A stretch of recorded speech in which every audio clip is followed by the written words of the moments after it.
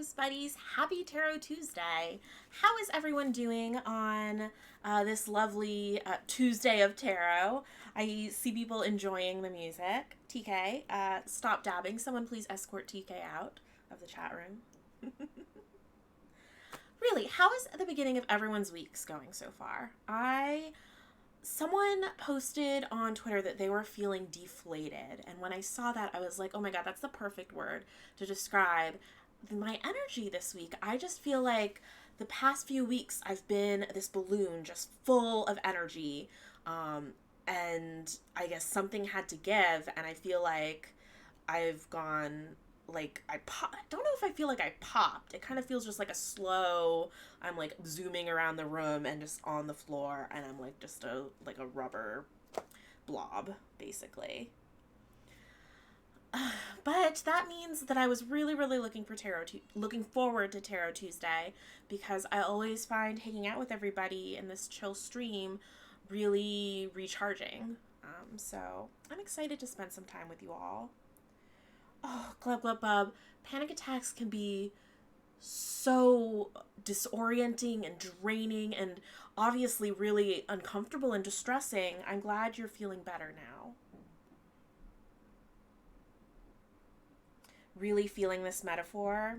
Yeah, I responded to the person on Twitter like, is there something going on? Because I feel the exact same way. And some other people chimed in and were like, yeah, also just feeling really down this week. We got a bing bong. Shannon 25, double the Shannons. Thank you for following.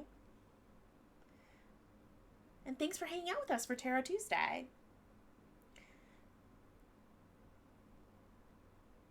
Your day went a bit well, but I'm good now. Okay, that's good. TK is adding puns to their dabbing offense. How dare they? They know that my love for them will forgive anything, and so they're taking advantage of it. I like that we're not just ignoring TK's chat dabbing. Today is my day off, so I tried to take advantage. Oh, that's good. I hope it was relaxing if that's what you needed, energizing if that's what you needed. I hope that you got whatever out of your day off that you needed to continue the week. Oh, Global Bub, I hope that you find something that works for you. That's its whole own journey.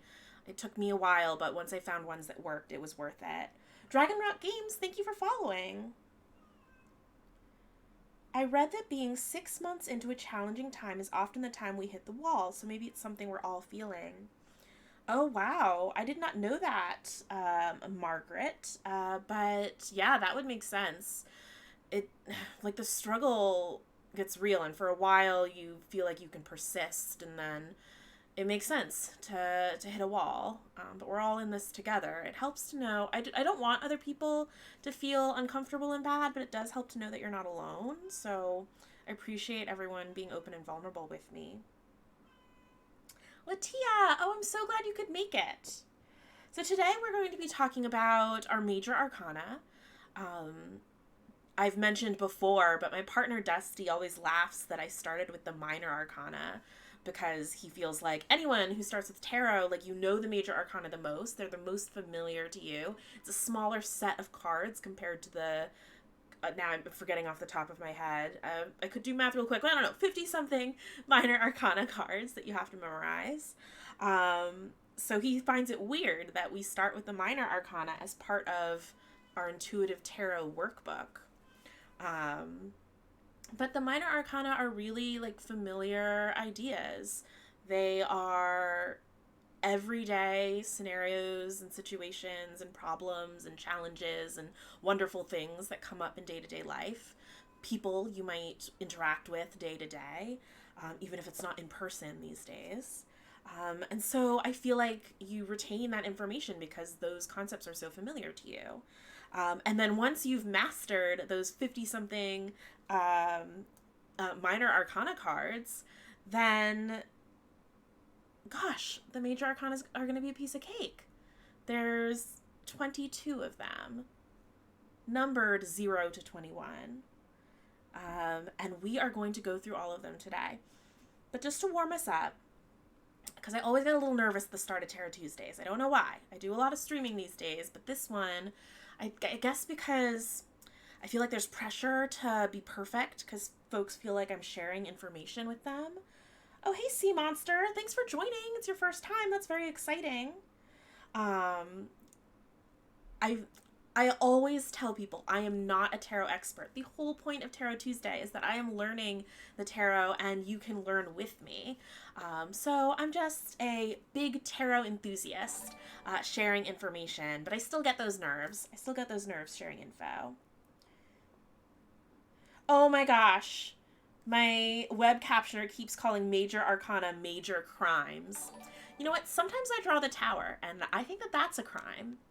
A crime personally against me. Web captioner is, oh, Sea Monster, thanks for following. Web captioner is really, really great when it works, and when it doesn't work, it's still really great because it has entertainment value. But yeah, to warm us up, I wanted to talk about 2 witchy-related projects that I'm working on right now. The first is something I've mentioned vaguely on Twitter, mostly just trying to get feelers of whether people would be interested, but I'm putting together a curriculum for a 1-month or 4-week course in January called Intuitive Witchcraft. So it seems like folks have been really interested the more and more I share about my craft and just how I just infuse like magical vibes into my daily life, just to keep, I don't know, it's not necessarily just positivity, but it definitely uplifts me and makes life feel a little bit more whimsical, which is something that makes me happier. So it's brought a lot of joy into my life. But folks don't really know where to start. I get a lot of direct messages on Twitter from people asking, I'm interested in witchcraft. What do you recommend that I do? And I usually direct them to a few books that have some different perspectives on witchcraft so they can find something that works for them. But with the Cozy Moss Coven Discord that I started, it's been just such a joyful time helping these really awesome like-minded people discover and discuss amongst themselves different witchy ideas, tarot in particular.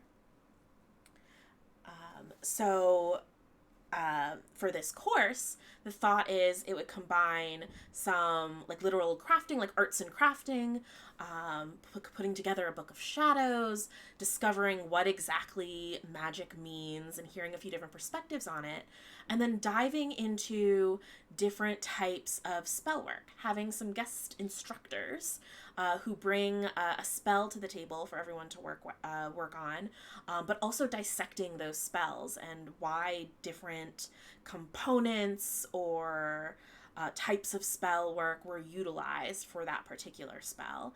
And the goal is that by the end, all of the people who participate in the workshop put together their own spell.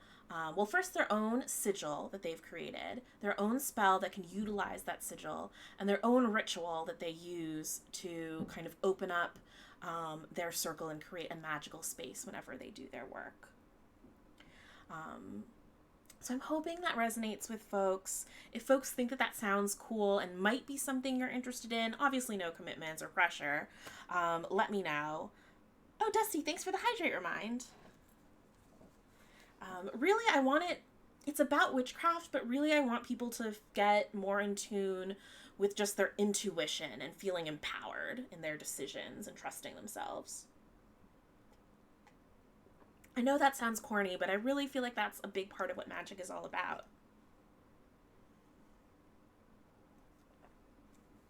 Oh, thank you folks in the chat for sending me some encouragement. That sounds very cool, says Green Mer Dragon. Brittany B Game says that sounds so much fun, honestly. I'm really hoping it resonates with people. I have a couple friends who have tentatively said they'd be down to be guest instructors. Oh, Latia, it does sound so good. The Cozy Moss Coven has been one of the best things to happen this year. That means the world to me, Latia. Thank you for saying that. Oh, and Chrisicon says nothing wrong with something corny. Yeah, I mean, sometimes corny things can be true, and it's just us. Honestly, it's just me being uncomfortable with how wholesome I'm being. It's too wholesome.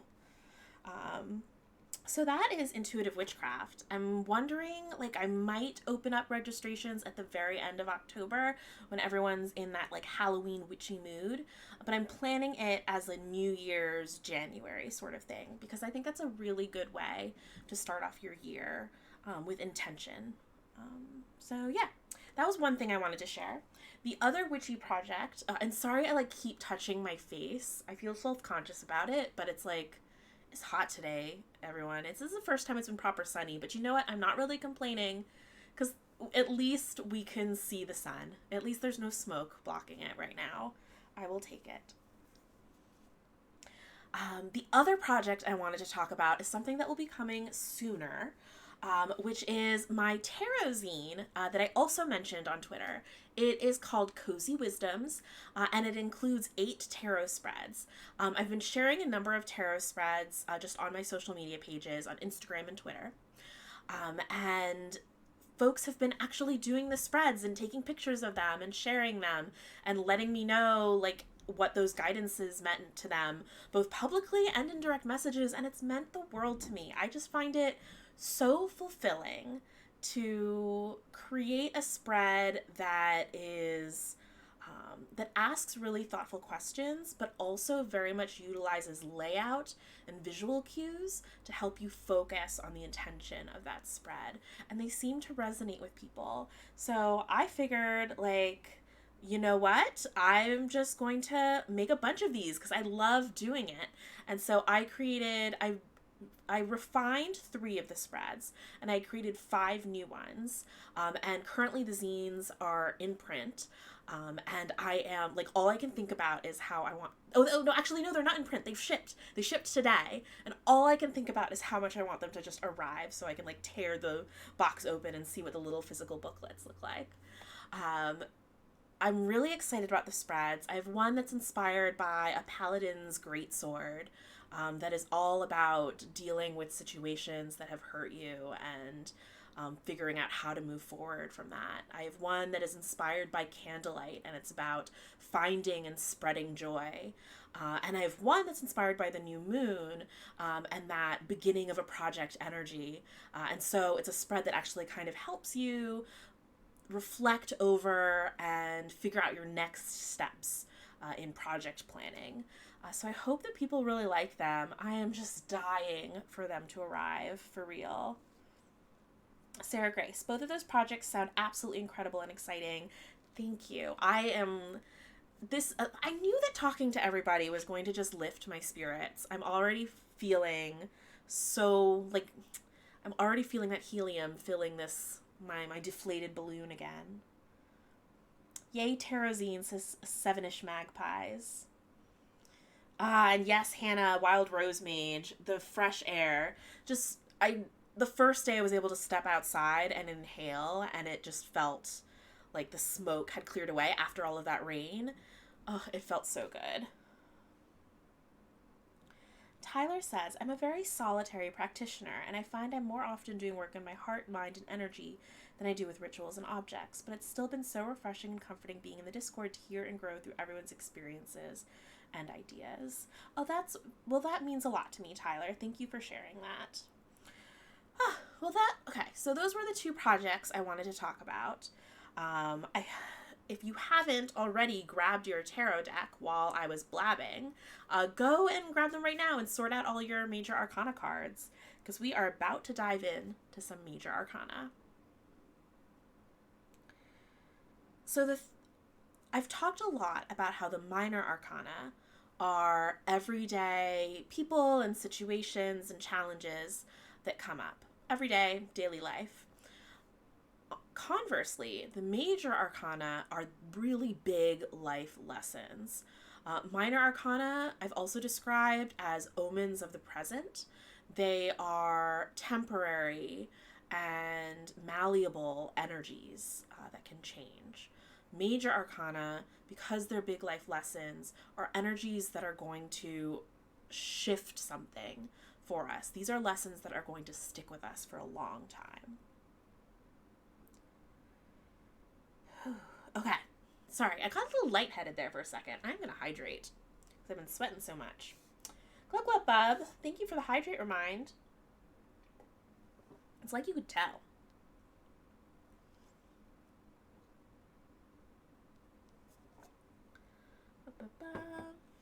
Okay, already feeling better.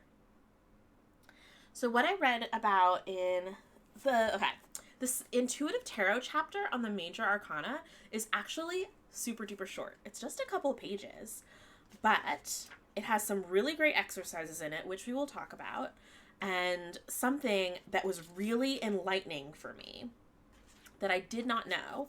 Dusty apparently knew because I got really excited and told him about it, and he was like, yeah, everyone knows that.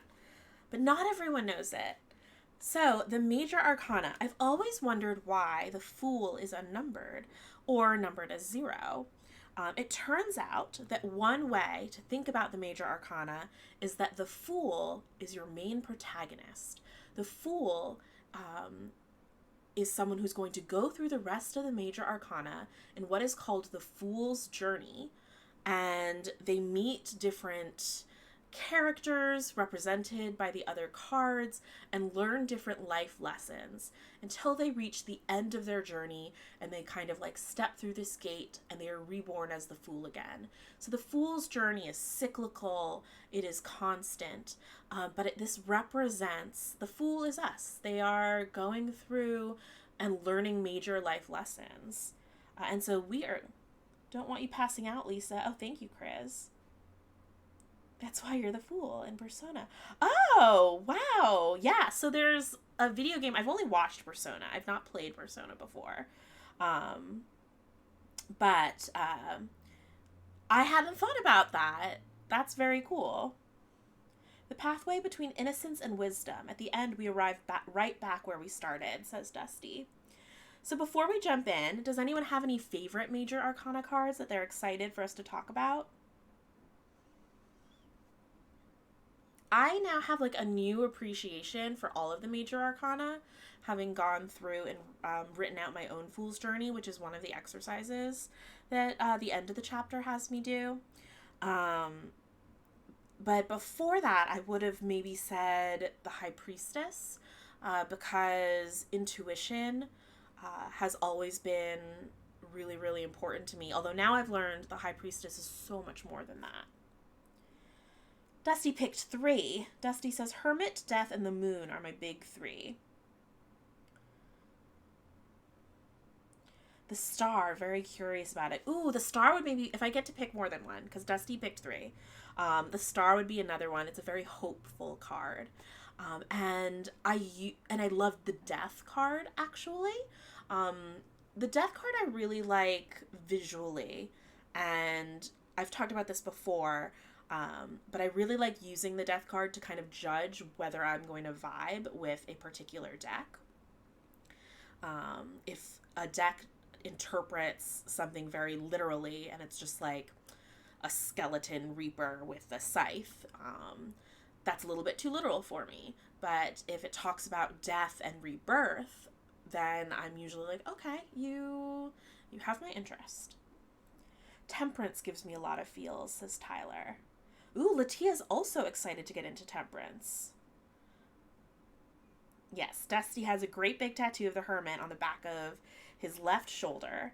I've got a tarot tattoo as well, but it's the Ace of Wands. Ooh, the Magician is also such a good one. We're just going to slowly name all of them.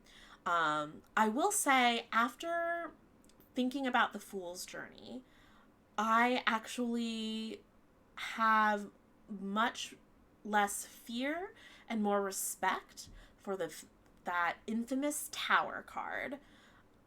I would almost put it in my top 3. It's kind of a toss-up between Death and the Tower. And when we get to the Tower, I will talk about why. But because we're doing the Major Arcana, and it's fewer cards, I wanted to also show different decks that I have. So this is the deck we've been using this whole series. It is the Forager's Daughter Tarot. This is a new set I just got, which is Janausa Jouse's 5th edition. Some of you know that I gifted this same deck, but a much different shape, to our friend Friday Afternoon Tea, Friday Elliott. But they released a 5th edition that was a smaller shape that works for my teeny tiny hands. And so I snapped it up. And I'm really excited to get to know this deck better. And then this really gorgeous, colorful deck is the Star Spinner Tarot by Trungles. A wonderful illustrator. I actually really love the tower, says Sea Monster. Well, what is it about the tower that you love? So many people are the opposite. Like, they hate the tower, they freak out when they draw the tower. That was me before this. So I'm interested. But we are going to start with the Fool here, number 0, or the unnumbered card, our protagonist in this Fool's journey. And so we'll notice a few things. I'm going to start with my main deck, my Forager's Daughter deck. And there's a lot of symbolism about being innocent and new and starting a journey. Here we have a bird inside of an egg that has just started to crack. It's someone who literally hasn't seen the world yet at all. And they're vulnerable. They're a baby bird, but they're also already have this like inner strength and curiosity because they're breaking through the egg, which is quite a feat. You see there's a plant putting down roots and these new little seedlings all over the place. And I even kind of like the allusion to this being a constant cycle and returning to being the Fool, because here is a butterfly emerging from a cocoon. Caterpillars already have their whole own cycle, but here is that caterpillar emerging again as a butterfly to have a whole new journey.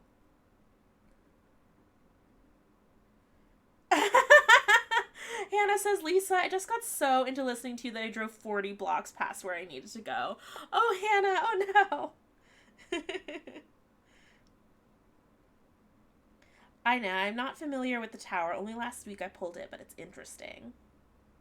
I don't hate the tower, it's just that lesson you always want to ignore, you know? Yeah, it's not a pleasant feeling getting the tower. It's not an easy lesson. But a lot of times it's a necessary one. So, yeah, I really love how the Forager's Daughter treats the Fool. It's classic to treat the Fool as like a literal fool or jester. On this Trungles card, there's a couple things I notice here. Aside from just like the beautiful bright colors, although that's consistent in the whole deck, I'd say. You can see that the jester is examining a white rose, which I feel like is, it represents its curiosity, but also the white color represents its innocence. And the Fool here, a lot of times is shown traveling and walking. You can see they've got their little bundle, so they are on a journey, but they're in like a fetal position, which makes me think of goodness, of babies and starting your life journey. The Fool in my deck is the Little Mermaid. Oh, she really is like stars in her eyes, just wants to emerge from the sea and see the world. She's a great representation of the Fool. I've always seen the Fool as innocent, says Dusty, and the curiosity, joy, and lack of inhibition comes with that childlike perspective. Yes, I'd say that's absolutely the case. My Fool is Tyrion Lannister and a dragon behind him. Don't know which one, though. I get creative, innovation, invention vibes from the Fool. Totally. Now, I thought it was very interesting that an owl is chosen for the Fool in the Jonasa Joust deck. Let me hold this up to the camera a little more so you can see. I don't know if I really fully understand that, and I might try to see if Jonasa Joust offers like some online explanation about her art choices. But that like stars in your eyes sort of vibe, that I think is totally appropriate for the Fool. Okay. Next, we're going to move on to the Magician. I love the energy of the Magician card. And so so imagine this like we're in slow motion because we're doing a lot of discussion while we tell it. But imagine that we're slowly telling a story. I think it'd be amazing to write a short story about the fool's journey. I think that would be a really good exercise to because the human brain holds on to stories so much more easily than a list of information. You know what? That's probably not fair to say. I bet people's brains all work super differently, so that's not like necessarily standard. But for some people, a story is much easier to retain. And for those folks, I feel like you doing a fun creative exercise and writing all of this as a short story would be really cool. The fool's journey mirrors the hero's journey, says Dusty. Star Wars is a fantastic parallel if you think about it.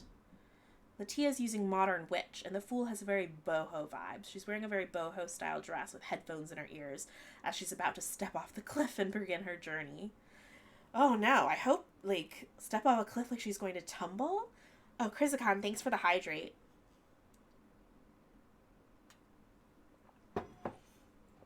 Thank you, thank you. Okay, so this is the first person that the fool is going to meet, and that is the magician. The magician teaches the fool that if he harnesses like his inner magic, his creativity, his intuition, all those like magical aspects of himself, he can manifest anything. He can transform. And I think actually, as I'm saying that out loud, I think I'm going to choose to use non-binary terms for the fool. Miko Karina, thank you for following. I don't know why I defaulted to he, him.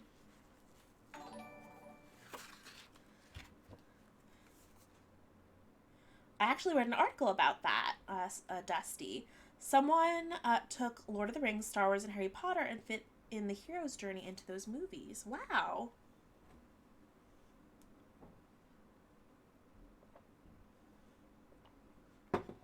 Okay. Yes. So it's in particular, it's the willpower and intention that the magician teaches the fool they can harness and make magical things happen. So, let's see. For Jonasa, it looks like they're opening almost like an egg or something, and this plant is coming out. So very much focusing on that manifestation imagery.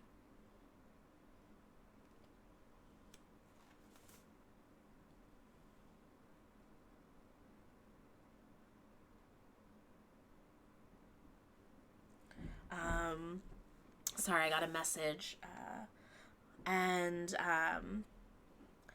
The Forager's Daughter also has a lot of transformation imagery on it. Here we've got this butterfly, and I wonder if it is the butterfly that we originally saw on the Fool card emerging from the cocoon. But here it's learned how to be a butterfly from the magician and is spreading its wings. We also have tadpoles ready to climb up onto land and be frogs.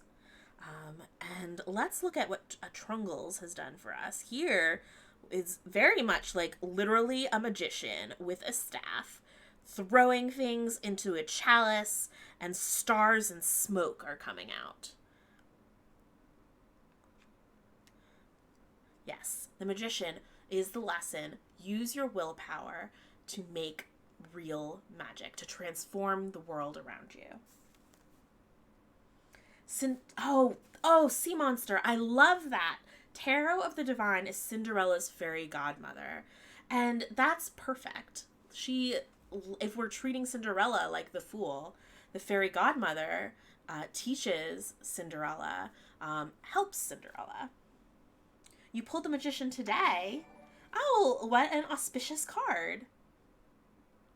The Copper Bee, thank you for following.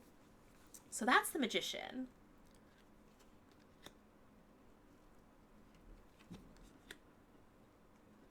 Next, we have the High Priestess, one of my favorite cards. So the Fool has learned how to use their willpower to change the world around them. And then the next character they meet is the High Priestess.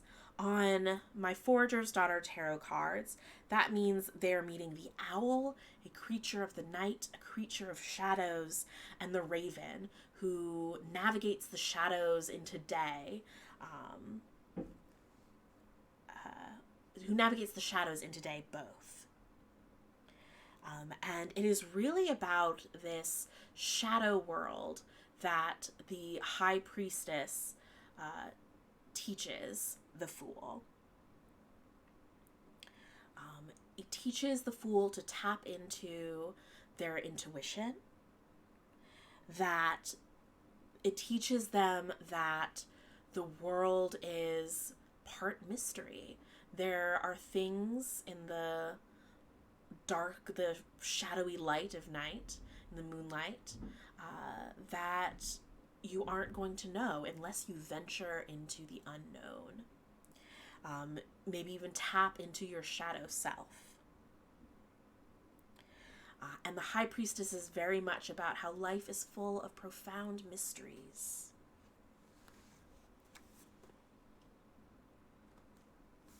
What do you all think about the High Priestess, and what are yours? What do your cards look like? I love that my High Priestess has a laptop doing her research into what she doesn't know. Yes, the internet is a shadow world. Okay. I'm sorry, folks. 1 second while I go into moderator mode. I've got someone harassing me in my DMs. Boo, boo, boo. So we're going to show our mod icons. We're going to get rid of this person. Yeah. Okay, cool. Easy peasy.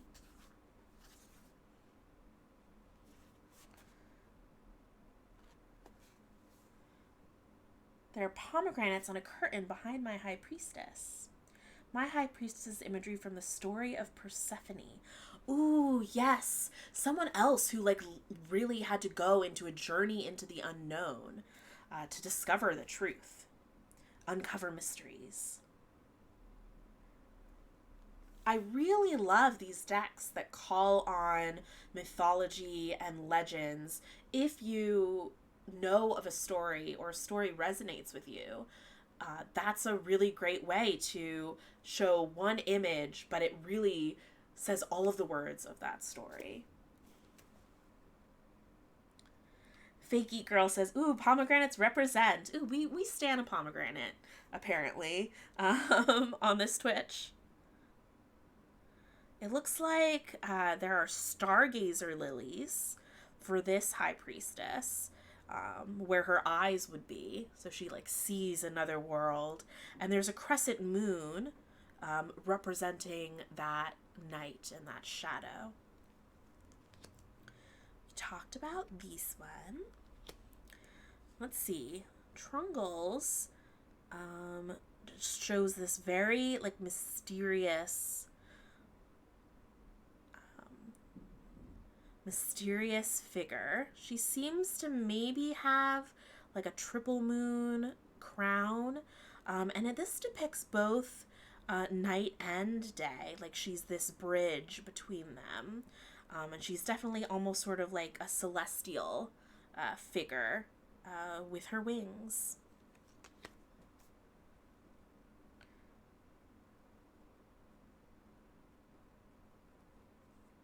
Bunkerman says, I've been reading a lot of Taoist writings recently, and the magician priestess suggests a duality to me. The magician is more about imposing oneself and one's will on the surrounding universe. The priestess reminds me of the principle of Wu Wei, or acting by not acting, a passivity of observing and doing little to achieve much that is equally influential. I really like that, because I actually find going through the Major Arcana, there's a lot of cards where you learn one lesson and then you almost sort of learn the opposite lesson, but it's because the world is nuanced. Both can be true. My priestess is looking into a crystal orb, but here eyes are closed. Also, there are a lot of feathers. Alright, 1 second. I'm going to find Someone volunteered to help me do some mod stuff, so I'm seeing if I can, boop, if I can easily give them the sword. All right, Latia, you have been given the sword. Wield it wisely. Oh no, I can't get out of it. Okay, there we go. Back into the chat. Thanks everyone for being patient while I do Twitch things. Yeah, I definitely feel like The Magician is about you can change the world. It's very active. You can wield your willpower, affect the world around you. And the High Priestess is like, well, you don't know everything about the world. Some things are mysteries. So maybe observe and use your intuition. Be still. Delve into your inner self and what can you learn from the world.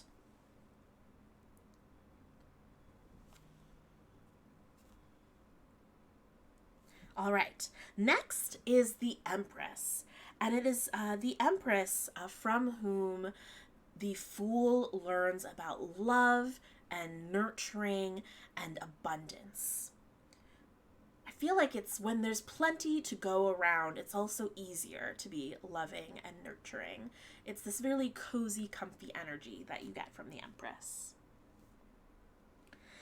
There is lots of abundance in the beautiful roses and berries of the Forager's Daughter. And this bun lying on the ground just exudes that like cozy energy to me.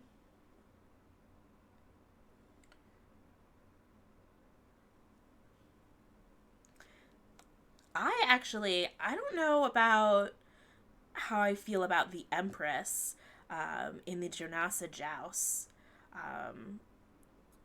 There is definitely abundance in that her clothing, which at first looks like it's almost like furs, when you look at it closely, it's actually some sort of poofy flower, like Queen Anne's lace or something, representing that abundance. But with her face half covered, she almost seems like she's hiding, not necessarily that open, warm personality that I get from the other card. Mine is Our Lady of Guadalupe surrounded in roses. My Empress is pregnant. She is supposed to represent femme maternal energy. So that makes sense. Mine is Daenerys Targaryen on one of her boats while one of her dragons are flying in the background. I do think when she was that's like before the that season that we will not talk about. So I would say she's got that maternal energy.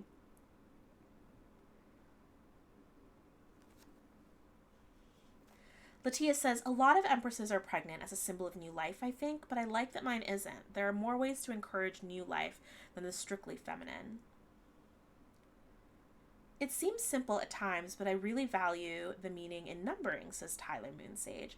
Priestess is 2, very much about duality. The numbers often bolster the message associated with a card if you look for that sort of thing. Oh yes, next week's Tarot Tuesday is going to be all about numerology. So I'm going to be excited. I hope you can join us for that one, Tyler, because I'd be really interested in your insights as we go through by the numbers.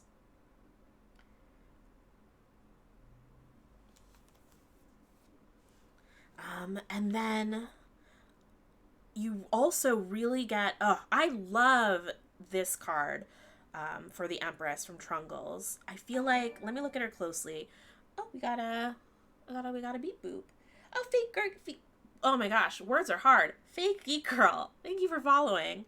The Empress in Trungles has such a warm smile and a soft facial expression. She seems really loving and nurturing, and you get that sense of abundance from her wheat staff and the wheat all around the card.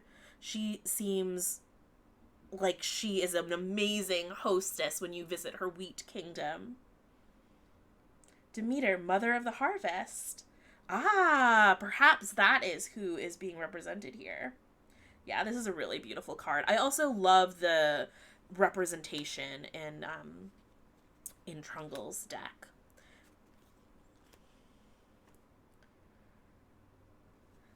Oh wow, Fake Geek Girl says that might be my favorite version of the card I've seen in a while. Yeah, I really, really loved it. Okay, so the Fool just learned about love and nurturing. Next, they meet the Emperor, who they learn law, like law and order, I suppose. Law and structure is what they learn from the Emperor. So, for the Forager's Daughter deck, we have the Stag, who's very much like the king of the forest. But what stands out to me the most on this is this agate that he is standing atop of, which is a stone with like really structured strategic growth. I read in the little white book for this deck. And so that is what really jumps out to me as a symbol on this card. Meanwhile, Jonassa Joust, anything like a masculine representing person, like a king or an emperor, is like really spooky in this deck. This doesn't feel like law and order to me at all, unless it's law of the jungle and that nature is going to like eat everything. Because look at it, just like consuming this skeleton. Oh, I don't know if anyone else has an interpretation for this card. I love the artwork, but this isn't intuitive imagery for me. My Emperor, says Latia, is a femme representing person in a suit, but with ram's horns to represent the male masculine. Ooh. Emperor is Red Foreman.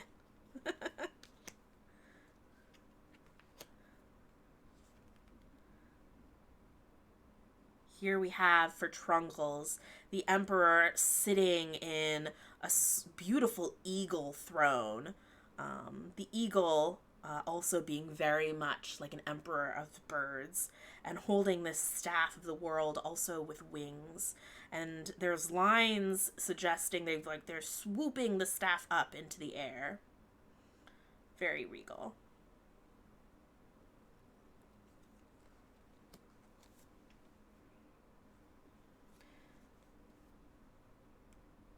Next, the Fool has learned love and nurturing. Now they've learned of like law and structure, and next they meet the Hierophant. Is it Hierophant? Someone tell me how to pronounce it so I don't feel silly. Oh wow, Green Merdragon also has someone wearing horns for their emperor, but it's a super masculine looking person, and they really want to check out the Modern Witch Tarot that Latia is using. Hierophant. Oh, that's how Latia says it. Chrysikon is being sassy. Of course. Well, we'll say Hierophant then. Thank you, Rin. So the Hierophant is someone from whom the Fool learns. It's almost sort of an extension of structure. This is their spiritual leader, but they learn how to behave, what to believe in. What else did I write down? The spiritual teacher. Oh, and tradition. Tradition is very much what the Hierophant is about. So the Forager's Daughter deck actually talks in the little white book about how the Hierophant is often someone very tied to like rigid traditions of I'm forgetting now actually what the word I'm looking for is, but this card is meant to tie to more pagan traditions and nature, which makes sense for a deck that's all about animal imagery and plant imagery. Okay, everyone says that it's Hierophant. Thank you, everybody. And so here's this toad, and I actually really love the story or anecdote that this little white book for Forager's Daughter Tarot has for this card. She talks about how she learned a lot of life lessons from just observing frogs, there and how they interact with bugs, or those times she like accidentally hurt a frog, and just her life. Frogs have taught her a lot of lessons, frogs and toads. So that is why there is a frog on this card. A frog was her like sort of spiritual teacher. But the other cards here are more traditional. Oof, look at this. They look so, they've got this lantern or incense burning. They've got this whole big staff. They've got all these candles on their headdress. I'm worried for them. My Hierophant is the Green Man. Yes. What does Dusty say? I've always seen the Hierophant as a spiritual intermediary, a guide, also through the dogma and tradition, for better or for worse. I think dogmatic was the word I was looking for. Usually the Hierophant represents really dogmatic religions. Oh, everyone loves this little good frog. Here's another more typical Hierophant representation. Actually, let me see if I can, let me pull up the Hierophant, and so I can do a better job of talking about this froggy.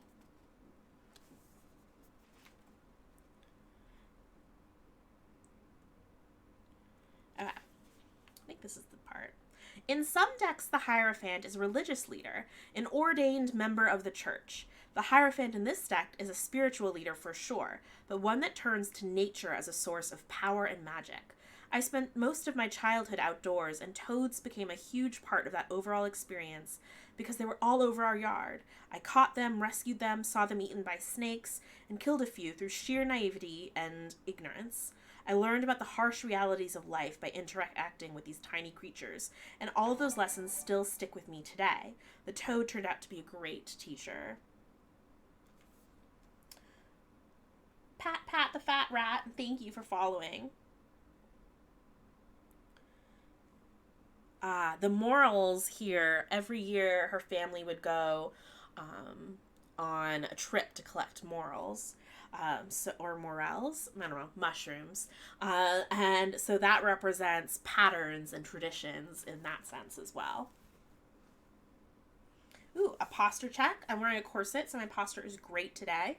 I will take that hydrate reminder, thank you.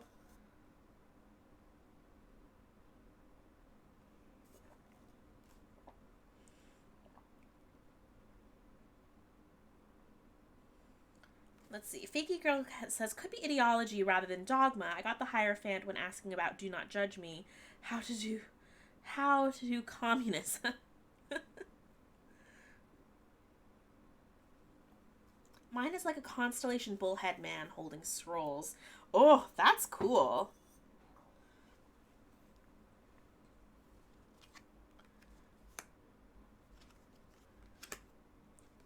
All right. Next, we have the Lovers. And so I feel like at this point in our journey, the Fool, who started knowing nothing of the world, has learned about love, has learned about law, has learned about their spiritual beliefs and how to behave in the world and what traditions have been passed on that they are going to continue on. And gosh, about intuition, but also willpower. And they've learned about power inside themselves and interacting with other people in the world. And then they meet the Lovers. And what I loved about what I read in Intuitive Tarot, what I read in my little white book that's neither little nor white, for Forager's Daughter Tarot, really made me have a new appreciation for the Lovers card.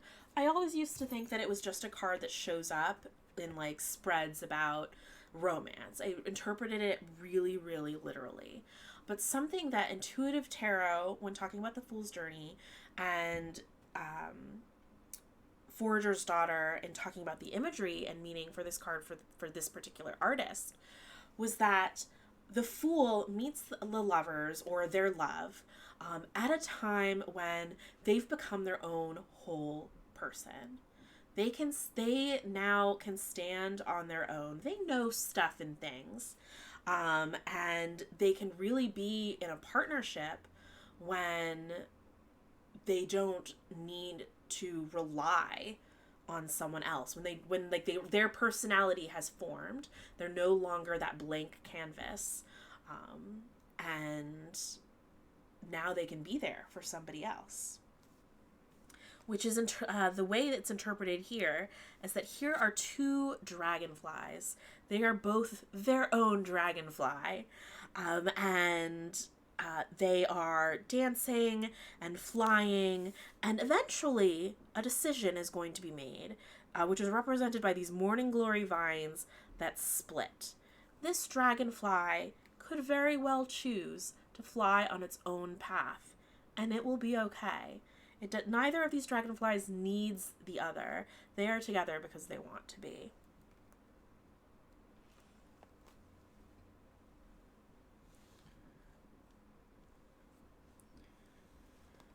And I really, really, really love that interpretation. It's a focus on, there's this harmony and balance. It's truly sort of it's relationship goals, where no one is depending too much on the other, but you provide and do things for each other, and there's just that balance there. Yes. Oh, yes. And I wrote down and underlined, the dragonflies are separate entities that respect their differences. So I really love that interpretation.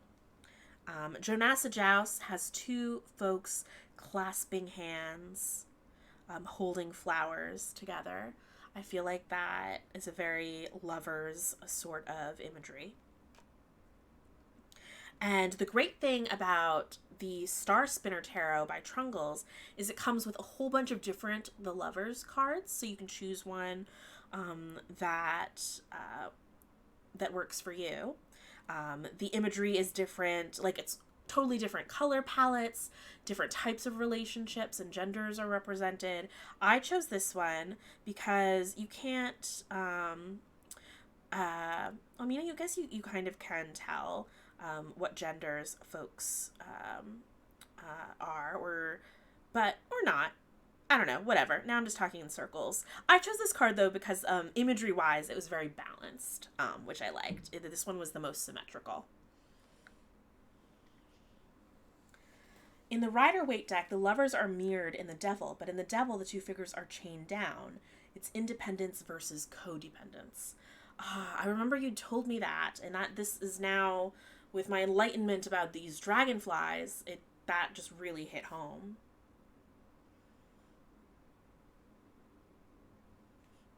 So that is the lovers.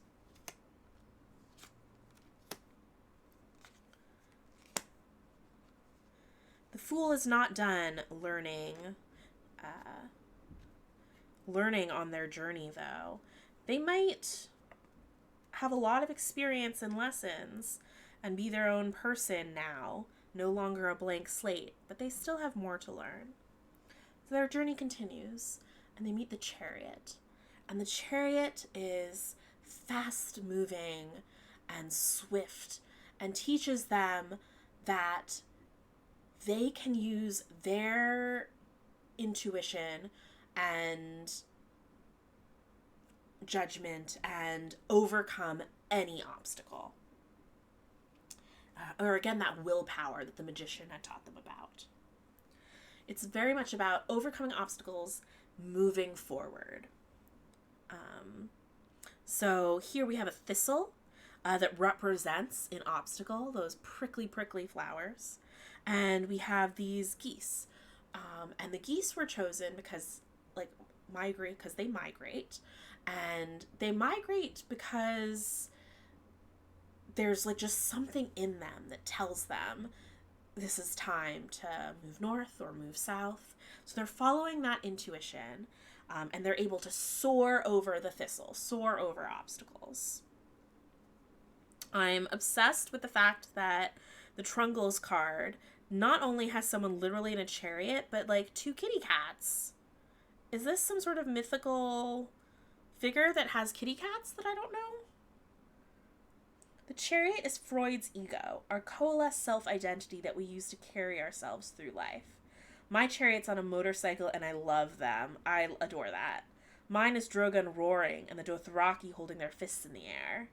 Yes, these are all great, strong images for the chariot. Ooh, mine is a car driving through a rainstorm with a bird on the hood. That's great. This one is very interesting because, I mean, the person in the foreground isn't moving, so that's unusual for the chariot. But there's like a spiritual version of them that's like spiraling into the sky. Maybe they're finding hope and the willpower to move on by staring at the universe. Freya had cats that pulled her chariot. What? Go Freya. That's cool. Dusty says the Rider-Waite chariot is pulled by black and white sphinxes, mirroring the two pillars in the priestess. The cats are a reference to that. Ah, okay. A little Rider-Waite call out. Oh, and there also were the two pillars in the priestess of the Trungles deck, underneath black and white underneath the sun and moon. So that's really interesting. This Trungles deck has slight callouts to Rider-Waite, even though the imagery is very different. It follows that tradition. Thank you, Dusty, for making me aware of that. Oh, that makes sense, says Latia. My chariot also has sphinxes, but they're so out of place to me in this modern card. Okay.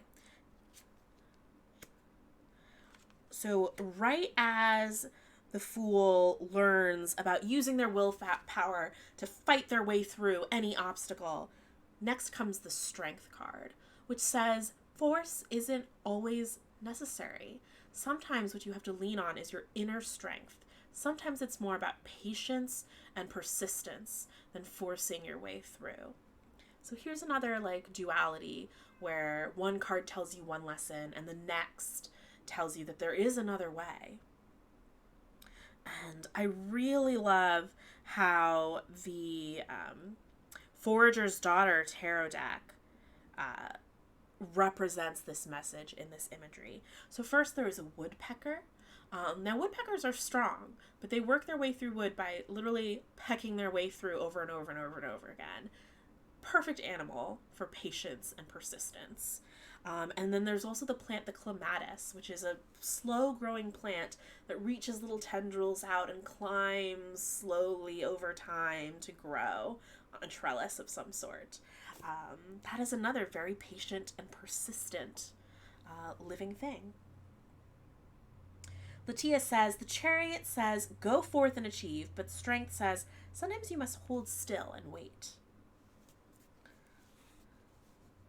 I wonder why, like, well, a lion is obviously a very strong animal, but I wonder why it is often chosen as an image for strength. Is there something in the way that a lion hunts that is patient and persistent? Or is it just something very strong to show what your inner strength looks like? Trungle's card is just very gorgeous. I'm holding it up so you can check it out.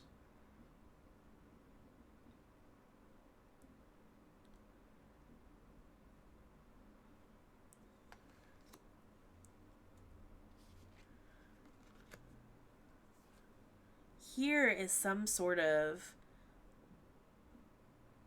I don't know, that arm doesn't... Is that attached to the creature?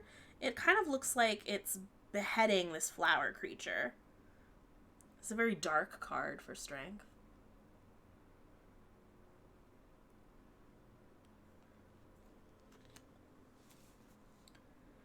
I always am reminded of Hercules and the Nemean lion. I'm actually not super familiar with that lore. I have Brienne of Tarth holding her new sword, and that I can't name right now. Ooh, Brienne is like a great representation of inner strength.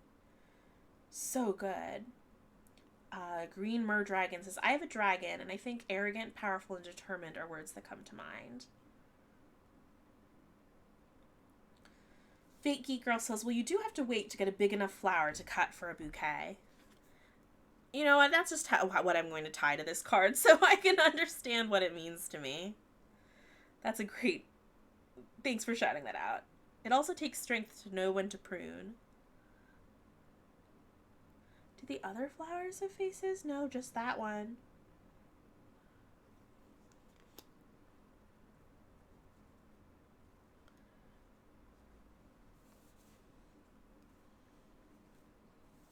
All right.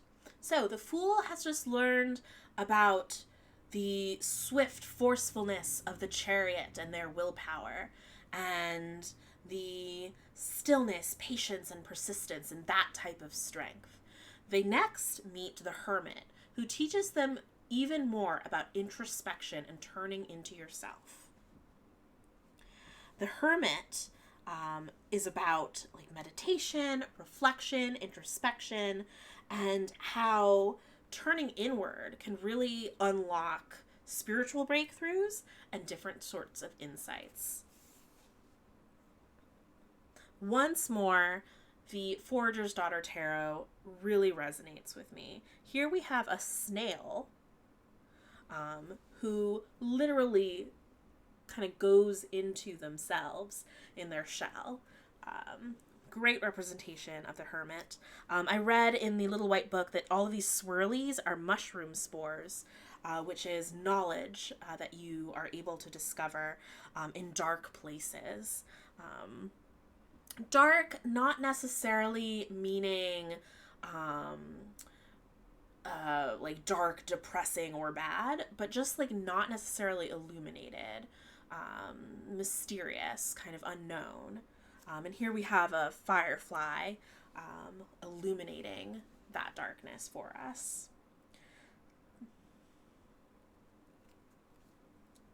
Dusty says, Dusty says, everything the Fool has learned so far has been about the outside world and moving through and changing it. The Hermit is like, chill out, bro, and meditate on who you are underneath all the baggage you've picked up. Yes, fake geek girl. The Hermit is all about gaining wisdom from the inner world. Yes. Ooh. Oh, Brittany, that Game of Thrones deck you have is so spot on. I have Bran Stark and the Three-Eyed Raven. Latia says, my Hermit is a woman in dark clothes closing her laptop, taking a second to breathe from all of the everything online. Yes, unplugging, just being with yourself and being able to learn from that. Sarah Grace says, I really connect with the art for my Hermit. It's a man standing on a bridge alone, looking at a calm river with the moon in the background. Yes, that's a very like calm, meditative sounding card.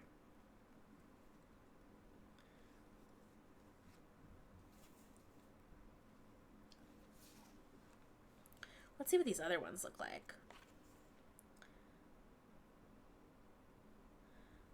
So Jonasa Joust has a butterfly, and some morning glories, maybe, or datura flowers, which is interesting. I associate the butterfly very much with transformation, but I suppose the butterfly spends a lot of time with itself, introspective, in a cocoon before it emerges with new insights. So I can totally see that for the Hermit. And then we have a much more traditional Hermit, very reflective of the Rider-Waite tradition, Trungle's card. But here he has like a Buddhist monk, perhaps, a Taoist monk, which makes me think a lot about meditation and self-reflection. So kind of underlines that.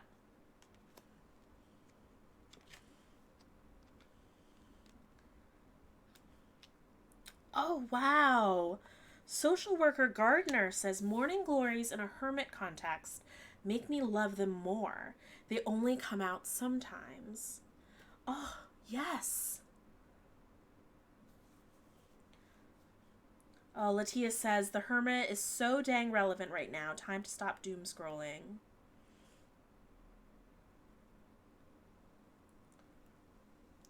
The hermit is Jesus in the desert, Siddhartha beneath the tree, Muhammad at the rock. Introspective spiritual revelation. Yes. But we all know Dusty really loves the hermit. Okay. So the fool has learned all of these things about the outside world and now their inside world. Next, they learn about fate. They meet the Wheel of Fortune. The Wheel of Fortune teaches them that there are some things they're not going to be able to control, even with all of this knowledge they've gained. There are going to be ups, there are going to be downs. Life is a cycle. Death is inevitable. Rebirth, inevitable. Luck is a thing, and loss is a thing. That's very much represented in this circle of flowers, daisies, that go from vibrant and alive to shriveled and dried and looping back. There's a beautiful happy bird at the top and the skull of another bird lying on the ground underneath. I've pulled the hermit several times as my present lately. My card has Anansi.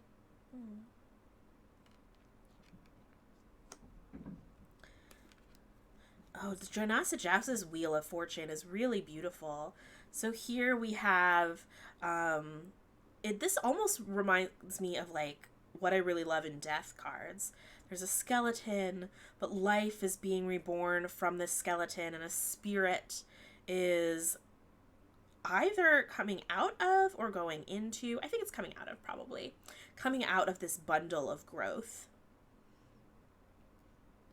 Really kind of focusing on this like cyclical nature. From death comes life, comes death, etc. Trungles has two people curled up, all sorts of wings around them, forming this wheel, and oh, so many eyeballs. I just love eyeball imagery. My card is an actual spokes of a wheel, but with the house's sigils on them, and a small little bird sitting on one of the spokes. Wheel, actual wheel.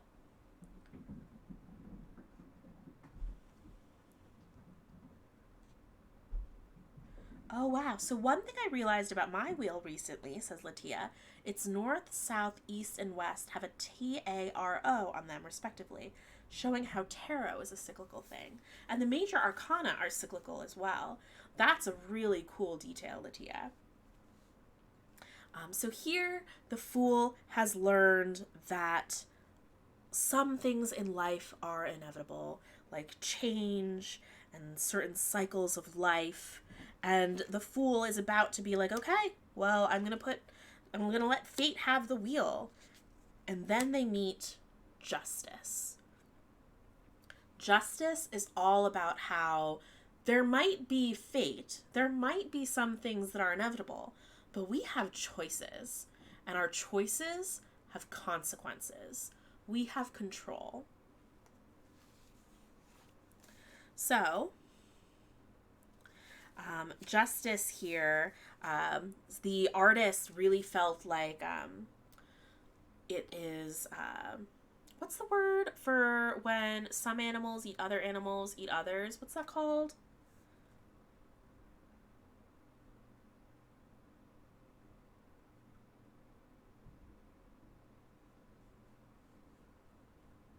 Chain of...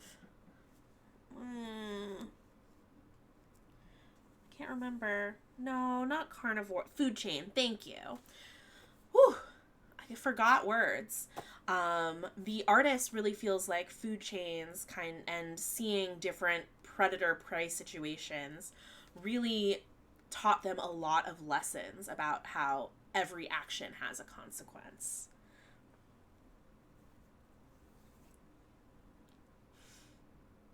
I feel like even with like thinking about our food chains, things like for those of us who eat meat, or honestly even vegetables, like chemicals and stuff that go on our vegetables and food and our different farming practices, or different hormones and things that we inject into the animals that eventually become our food. All of that has ramifications when we consume that too. It has had ramifications on like the health of our whole country, because of our different agricultural systems. I have a background in restaurants, or salad restaurants in particular, so I can talk about that all day. But yeah, so food chains really resonate with me for the sort of actions and consequences of justice. And the consequences can be negative, but they can also be positive. I feel like this is the opposite lesson of the Wheel of Fortune, and they're both empowering in different ways. Green Merdragon, I've got the super traditional Lady Justice with a blindfold and a sword in one hand and scales in the other. I have Ned Stark sitting on the Iron Throne with the scales hanging over him. Ned Stark is such a good justice, says Latia. I always think about responsibility with this card, says Green Merdragon. Yes, if you know that your actions have consequences, then you become responsible, I think, for thinking about what those consequences are before you act. Dusty says, if you want to get really esoteric, as you go around the circle, you get the words Rota, Tero, Orat, Tora, Ator, which is a bastardization of Latin Coptic that says, the Wheel of Taro speaks the law of Hathor. Whoa, what? Really? That's cool. Dusty with the random facts. Yes, here the Trungle's Lady Justice, also very traditional, although she doesn't have scales from what I can see, just the sword. Okay, someone help me interpret the justice for Jonasajaus. They're a dandelion person. So they're a weed. Is there something there? They've got the puffy seed balls. That's going to have consequences for sure.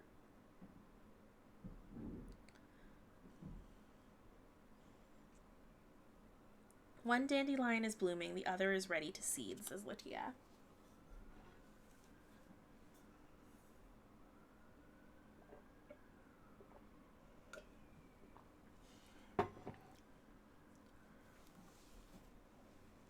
I'm going to have to meditate, I think, on all of these Jonasajaus images a bit. They're just so different from Forager's Daughter and Rider Waite that I don't quite know what to make of them.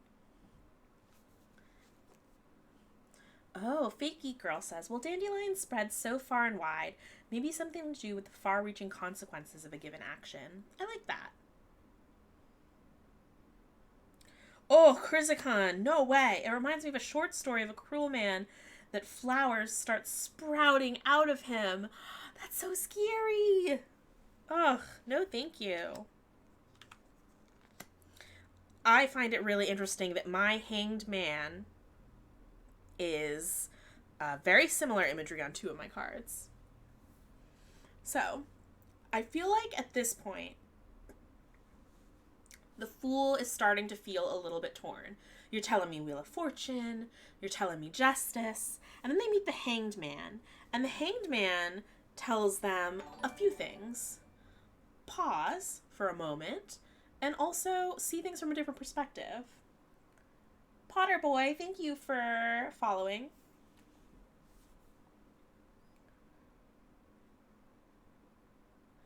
Dusty says, Justice and Judgment are two cards that I've always had serious trouble connecting with in a meaningful way.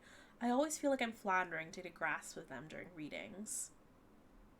Ooh, Sea Monster says, my Hangman is Sleeping Beauty. Okay, so very much on the, like, stay still aspect of this card. I really like this cocoon for seeing something from a different perspective because, I mean, first of all, they're kind of like observing what the perspectives are inside of their cocoon, but then they're about to get a whole different perspective as a totally different creature. Jonasajaus has picked up on that as well.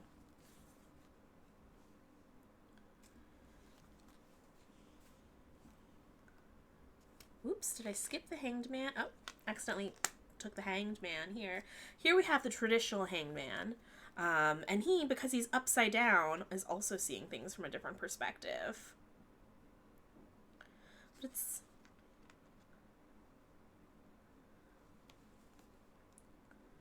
Oh, interesting. Latia says, my card's name is changed to the Hanged One.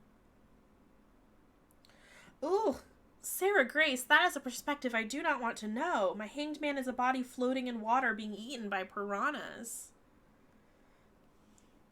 Dusty says, the Hanged Man is a perfect follow-up to the Wheel. Total surrender and changed perspective in response to the revelation that we don't actually have total control of our world. Now, I know, Dusty, you just said that you don't really resonate with justice, but I would add to what you say that actually the Hanged Man is the perfect follow-up to the Wheel followed up by justice. You're being given two completely different perspectives, that you don't have control over the world and that you do have control over the world. Like, you don't have control, so let go, but you do have control, so be responsible. And trying to make sense of that, I feel like you need to meet the Hanged Man to just sit with that for a second and make sense of that.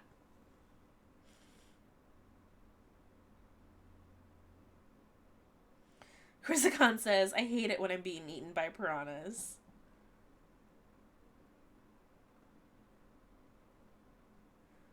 Ooh, social worker gardener. You're really living up to the gardener in your username. The lily of the valley and pendulous flowers. So interesting to see them as being upside down. Yes.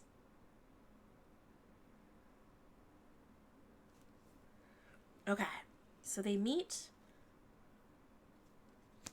the Hanged Man. And then they meet Death. Death reminds me of the Wheel of Fortune a little bit, in that death is something that is inevitable. All things come to an end eventually.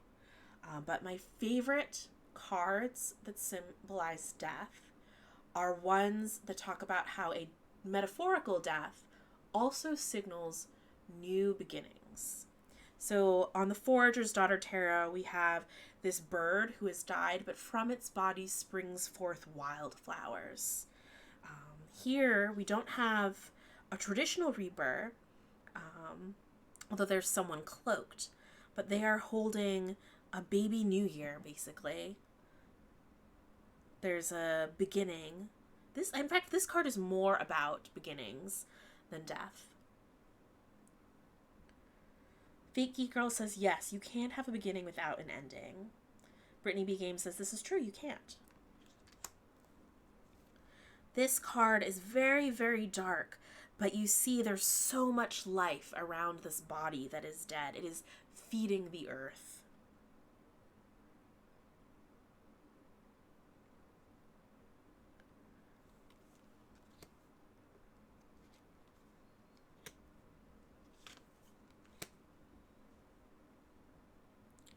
Ooh, Latia says this reminds them of Ophelia. I can totally see that imagery. Sea Monster was going to say the same. Well, that is now the Ophelia card.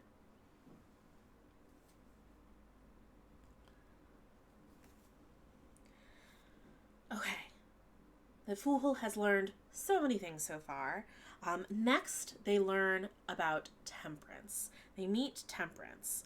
And first of all, I love that, I mean, this might be water, but I like to think that this temperance is like balance in all things. You need red wine, but also some white wine to go with it. This temperance is my Celeste card.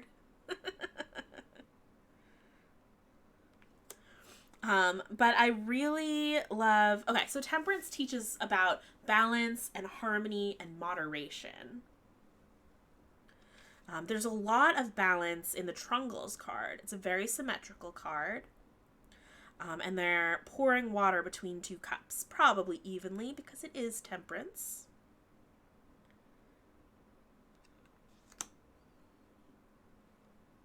But I love, as always, my Forager's Daughter Tarot's interpretation. Here they have a salamander, and they say these red salamanders are often associated with fire. But here they're seen in sort of like but they need a lot of moisture and water to survive, actually, like the actual creature, not just the symbol. And so they say this is a salamander enjoying some shade. They've got some water. And it's about this balance of elements. Also in the moon representing water and the sun representing fire in the background of this card. They also picked this particular salamander because it only can survive in very particular environment. In a very particular environment. The humidity needs to be just right, the temperature needs to be just right, etc.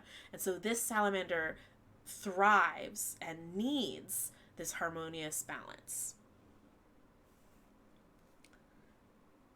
Dusty says, "The hanged man to death for me is the story of Odin hanging himself from Yggdrasil to gain knowledge of the runes. After 9 nights, he finally died, and the experience of death gave him insight into the runes. He resurrected himself, reborn with newfound power and knowledge." I really love that story. That really helps me understand the transition of those cards as well. Thank you for sharing that.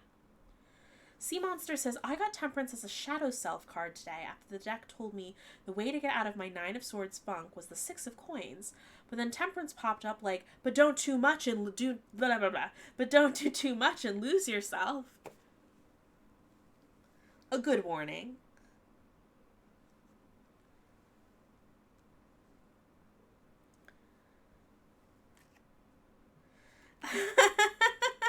Tyler Moonsage says, "If I drink a little red wine and some white wine, I sure will be faced with a lesson about moderation before too long." Yeah, this looks like this angel is a drunk party animal for sure. Sarah Grace, ayo. That is Temperance.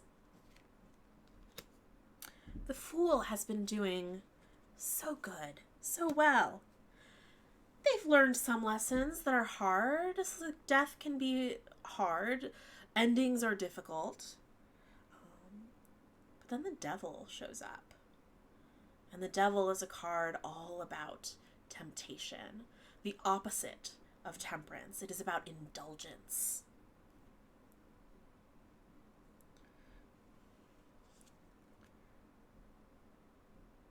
So this Devil is working it. Look at that booty. But it's got people all chained up. A very devilish character. Janasa Jouse's Devil has this sort of like come hither look, but like she's got some sort of secret. And lots of like nerine flowers, I think.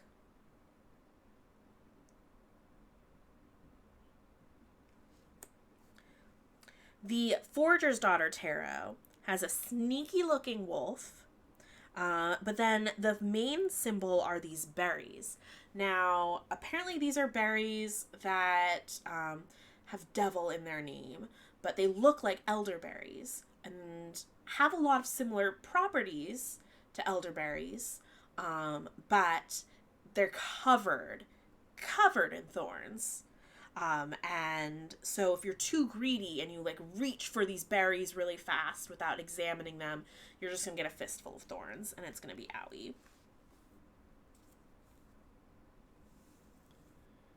Yes, so here I feel like Temperance has just taught the Fool all of these lessons. The Devil's like, but let me tempt you. Let's do the opposite though. What about that? Seductive ambition leads to self-destruction, says Green Merdragon. Sarah Grace says, my devil is a snake leading away through a dark forest. Social worker Gardner says, if you ask me, dandelions should be on this card. Oh, Brittany B. Games, mine is Ramsay Bolton. Oh, a devil if I ever knew one. Dusty says indulgence, excess, or desires shouldn't be feared, but they should definitely be treated with temperance. But temperance is behind us. We're on our way to the consequences of the uninhibited devil, the tower. Yes. So the devil has tempted us, and then suddenly everything we thought we knew comes crashing down. The table has been flipped. It's the tower, that dreaded card. So the tower is about there being some sort of sudden and unexpected upheaval, which means that a lot of tower cards have really striking, distressing imagery. Lightning here representing suddenness in the Jonasa Joust deck as well. Also lightning. Lightning in Jonasa Jousts and like cards and papers and everything. Just the towers on fire. Just this is a very chaotic card. Even this tree, this is like too real for these wildfire days, is burning from the inside because of this lightning.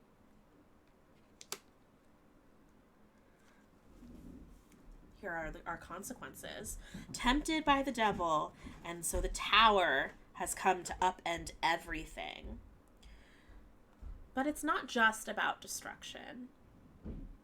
The tower is a message that, okay, need to reevaluate some things. Things are a bit of a mess. Maybe think about getting tempted by that devil and what mistakes we don't want to make again. But it also says that with destruction comes the opportunity for creation. So it's an even like harder message to take than the death card, but it has that same little bit of hope. Fake Geek Girl says, I often read the tower as a challenge to deeply held beliefs. Brittany says, my tower is the tower Bran got pushed off from by Jaime. Sarah Grace says, my tower is a tree and a house perched on the edge of a cliff. One wrong wind and the cliff could collapse and it could all fall down. My tower has Rapunzel, but it's on fire and they're falling out of the tower into the thorns. Oh, showing a person falling, that's like an even more distressing image. Yeah, the tower is a stressful card to get, but at least on, I don't know if you can see them perfectly, but on this tower, the rocks at the base of the tree have little plants and mushrooms, morels, that are growing from the ground. There's hope still. Dusty is stomping around. That's what that noise is. He's a very heavy walker.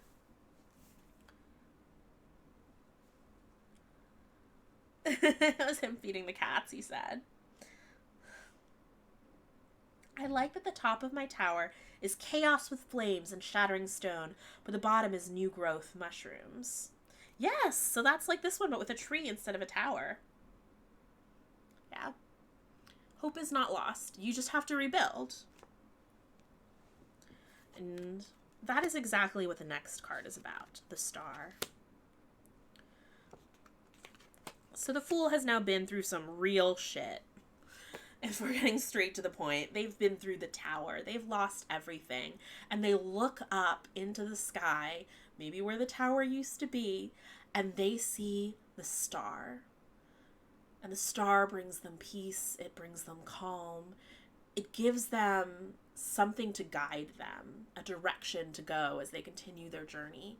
It gives them hope.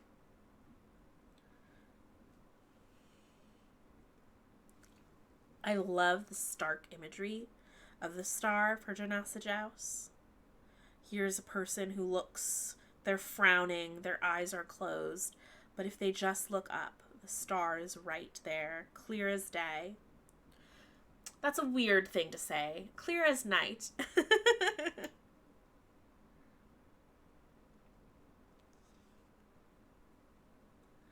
some beautiful imagery from the Star Spinner Tarot. And here we have Forager's Daughter. A number of images here that jump out to me. So they have this guiding North Star. They have signs of winter coming to an end, that spring and life will return. And even during winter, you have the red cardinals who stick around. A reminder that it isn't always winter, that color and life will return as well. Fake Geek Girl says, the space that the tower left allows you to see farther than before and clearer. Oh, that's a beautiful message.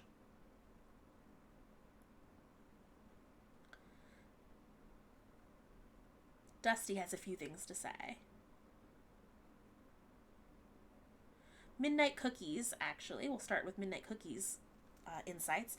Not sure if this is a game explanation of tarot cards, but the tower is only a messenger of negative energy if you are imbalanced. To help set you back to the balance point of life, to much good, can be just as harmful as bad when in excess. Dusty says, the devil is similar to death in a way, destruction paving the way for creation. Yes, the tower is simply a release of pent-up energy. It isn't inherently good or bad, but it can certainly be intimidating. The stars are calmest, purest self. They hint you at none. The table has been flipped, and everything but our core has been stripped away. Yes.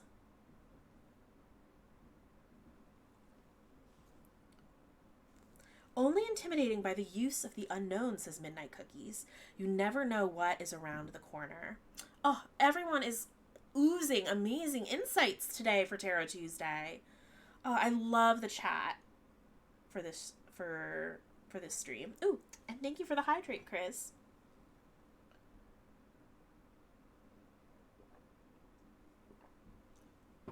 Okay.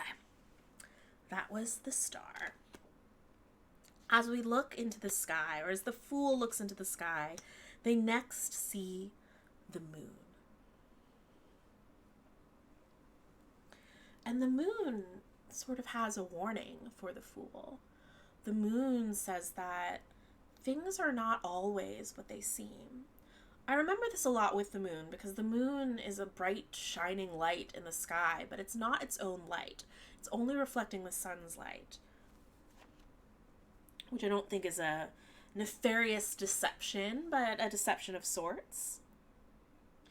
The moon also is very much about the subconscious. Not everything is what it seems, and so the moon urges the Fool to delve into their subconscious mind to face their shadows, their anxieties and such.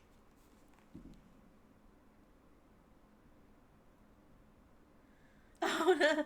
Green Merdragon's puppies sleeping on their moon card.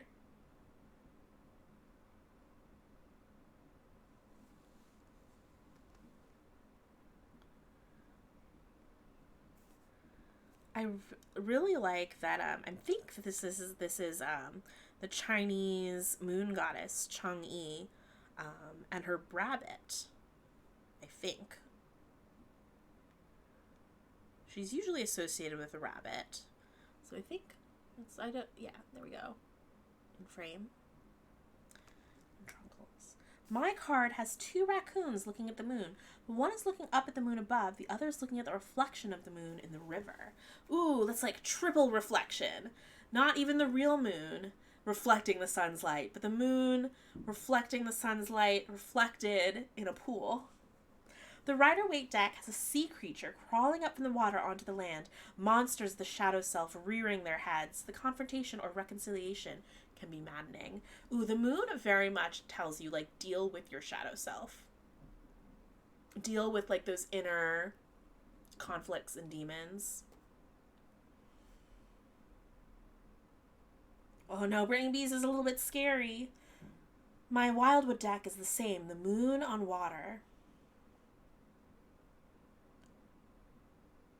Fake Geek Girl says, the sun comes up every day and the stars turn in the wheel of the sky. The moon always has a side you cannot see. Oh. Oh, gosh. Oh, I love it. I love everything everyone's saying. Yeah, Brittany B, that Game of Thrones deck, like, I would think it would be like a novelty deck, but its imagery is really good.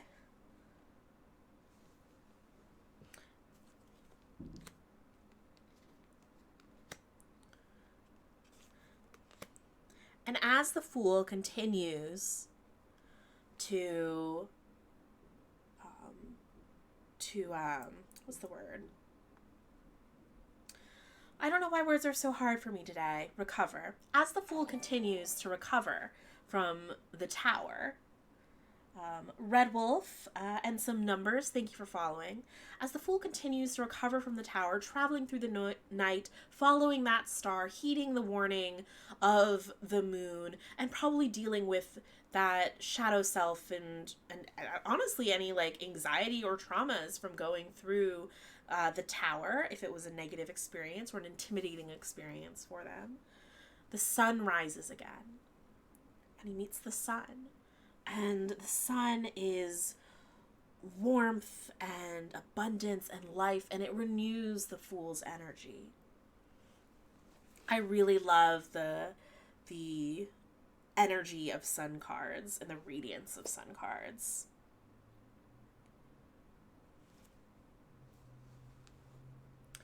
This is the one by Jonasa Joust. You can just feel like the sun is blasting energy with all of those sun rays.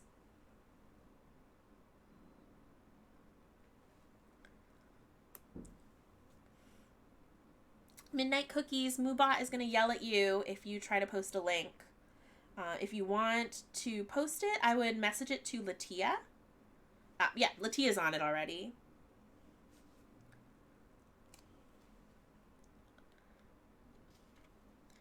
Oh, I've got a baby on their mom's lap, says Green Mer Dragon. That's really interesting for the sun. I suppose for some folks, a child is their son.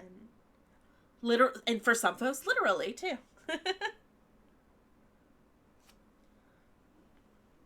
Here we have some sassafras and lucky ladybugs. It's just a very joyful card in the Forager's Daughter deck. And for Trungle's deck, we have the sun swooping directly downward. I feel like they are coming down to give you hope and happiness ASAP. That's what this feels like.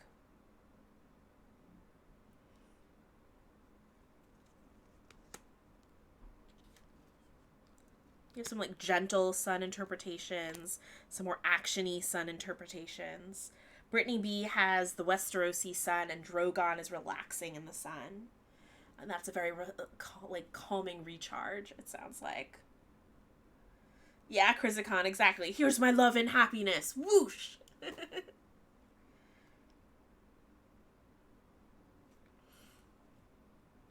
Next we have... they're being... It's going to show up over here. Lemon Juice, thank you for following and joining us for Tarot Tuesday. Okay. Next, we have the Judgment card. Judgment signifies a spiritual awakening and clarity. The Fool has gone through this whole journey. They went through the upheaval of the tower and basically upending everything they've learned up to that point. And they journeyed through the night and the day, and in the light of day, they can see so clearly now. Their journey is starting to come to an end. And they have all of these perspectives because they have a well-traveled soul. If you're hearing pitter-patters now, that's definitely my cat having zoomies. By the way, that one's not Dusty.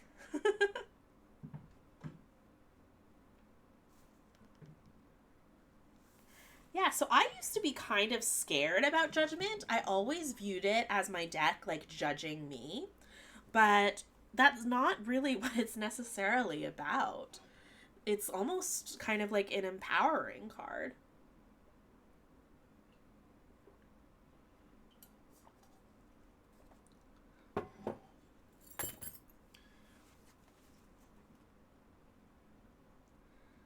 Oh, you're feeling targeted and confused by a reversed Judgment card.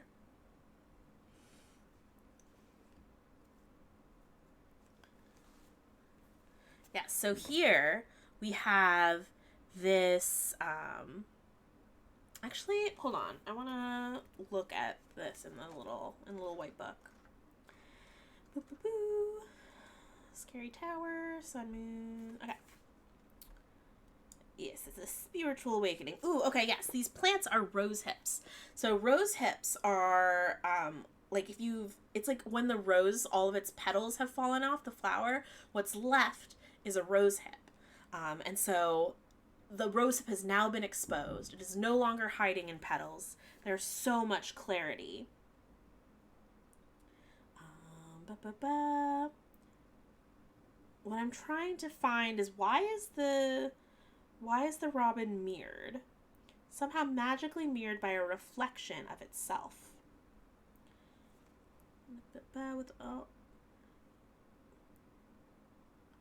I'm actually going to read this. Judgment represents a spiritual awakening and awareness. The path leading to this point has been full of hills and pitfalls, successes and failures, and now is the moment for introspection and reflection. That's where the reflection comes in. Your experiences have made you wiser and more comfortable with yourself, allowing all facades to drop away. With all the excess gone, there's only honesty and clarity left, and these pave the way for true enlightenment. So this card is about reflection and self-awareness. The Fool has learned enough, picked up enough wisdoms that their experiences and how they've reacted to them and everything has allowed them to know themselves.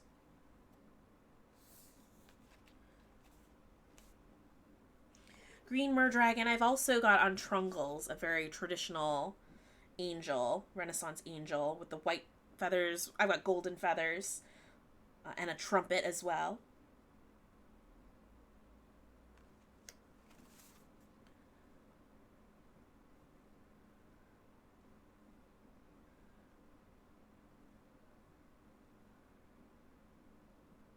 I guess with that perspective, Judgment could be seen as Siddhartha's revelation beneath the tree, while the world would symbolize his life as an awakened soul. You're always tying these cards back to your other readings. I love it. Fake Geek Girl says, is it weird that I think of Judgment as like a therapist? Sometimes you need to figure to listen and repeat back what you're thinking to make sense of it. I think that makes total sense. People use therapists to help with their reflection and self-awareness, so that's what the Judgment card does.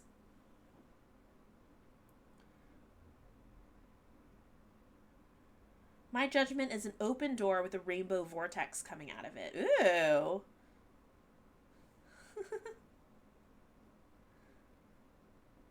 Alright. That is Judgment. The Fool is like basically fully realized at this point. And we reach the end of their journey.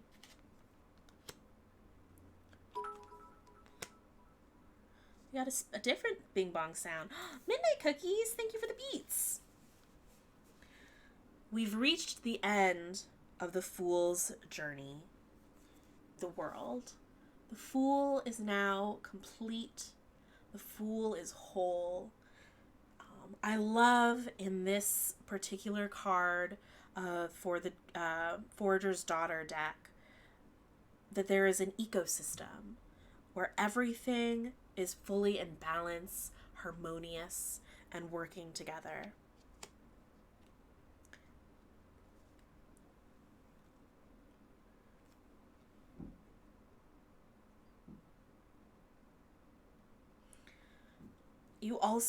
We have a pregnant woman represented in the Jonasa Joust deck.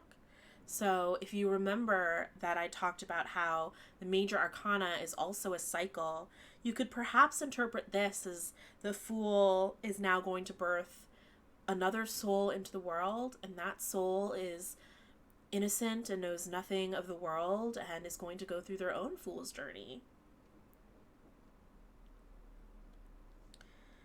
But the thought with the world card, and so here you have this floating vortex of rocks, like a portal into another world.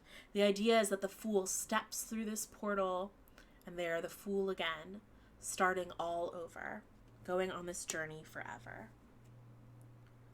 Well, thanks for stopping by, Midnight Cookies. Appreciated your wisdoms a lot. Whew.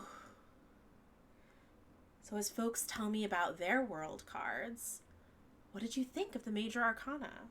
Highly anticipated, as we've spent so long in the Minor Arcana, going through each suit by suit, talking about the court cards and breaking those down, and now finally the Major Arcana. I definitely felt like familiarizing myself with all of the other cards first, and doing it suit by suit, and like really looking at it card by card and those symbols. I've become familiar enough with the Forager's Daughter Tarot that it really helped me learn the Major Arcana as well. So let me talk to you a little bit about the exercises that Intuitive Tarot has. It's all about the Fool's Journey.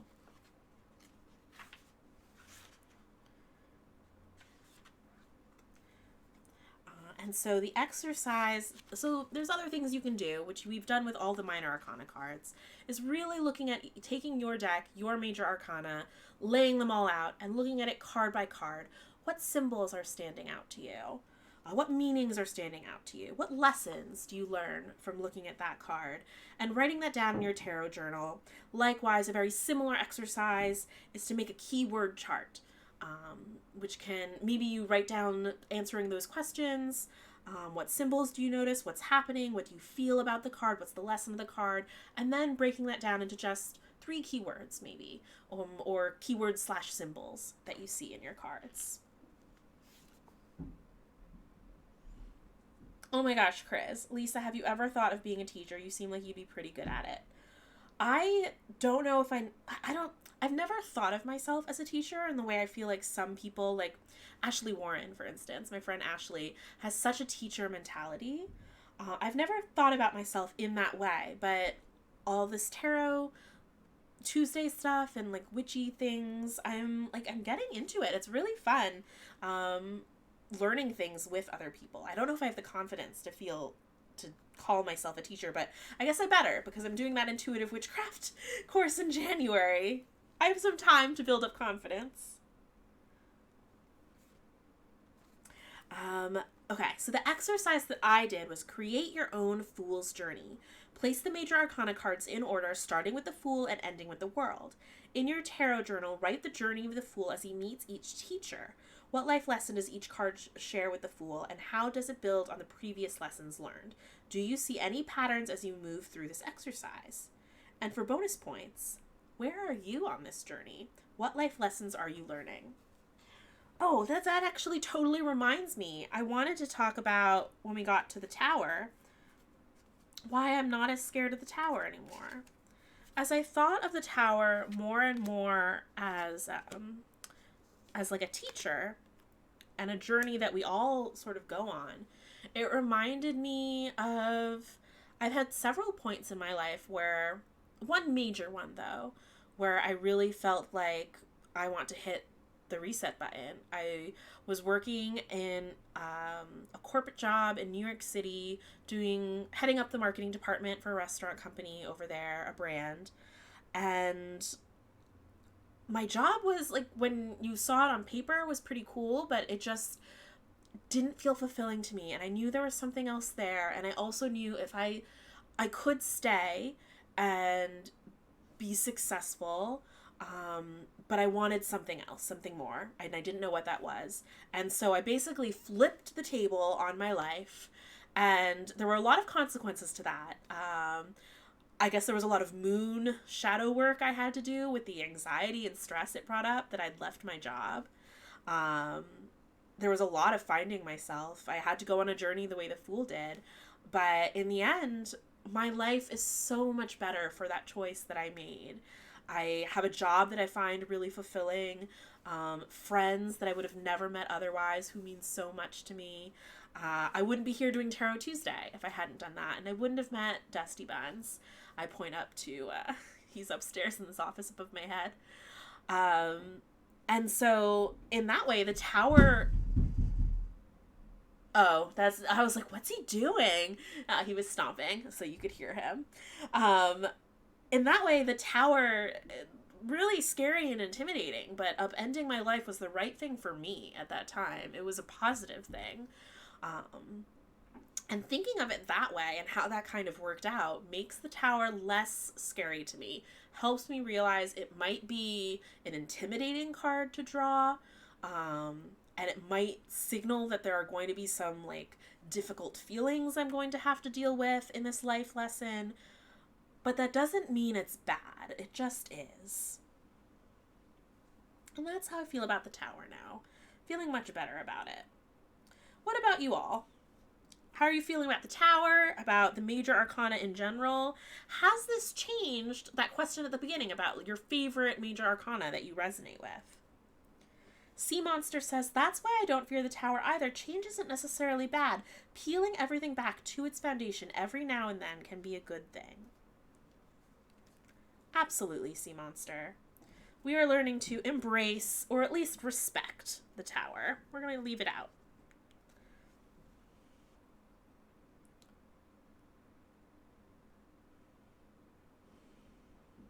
Now, as we are wont to do on Tarot Tuesdays, would folks like to do a little exercise with me? Every once in a while, we do a power question.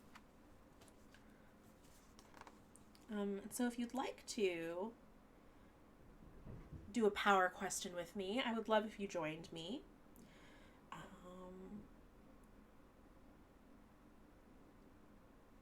Okay. We're going to do evening power question number 2 on this little worksheet I have. I love this. I took it out of a planner. Now that I do bullet journaling, I just ripped it out of the planner so I would always have it as a handout. This has 3 questions to it. The first question is, and Joseph Hards, thank you for following. The first question we're going to talk about is, what did I learn today? What did I learn today? I learned a lot about the major arcana today. Brittany B. Game says, I was scared of the tower for a moment, but then as I learned about it now, I'm not as scared at all. That's good. I think we all learned about the major arcana today.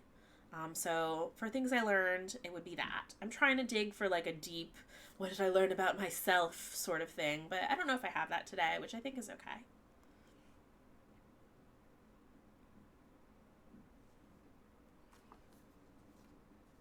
Did you all learn anything beyond the major arcana?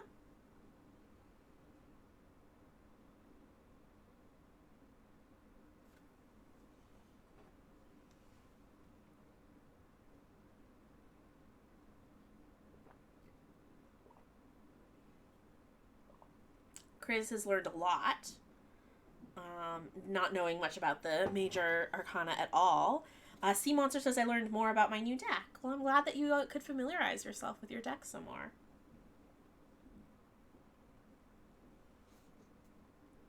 How was my energy vibration today? How was my energy vibration today? I feel like my energy earlier today, was pretty low. I don't know why. Someone said at the beginning it might just be I'm hitting a wall with just everything going on in the world, which is extremely possible. I'm feeling really deflated, and I'm also feeling really lonely, which I have Dusty and I have our cats, and I have a lot of online connections. I think that probably is hitting a wall with with the lack of social interaction because of the pandemic. I'd say my energy vibrations have been low, slow vibrations. Chris says work always drains me. Chris, I didn't know about the Fool's Journey or the Fool being the protagonist either until I started working on this chapter. And I just love it. It makes the major arcana so much more meaningful to me.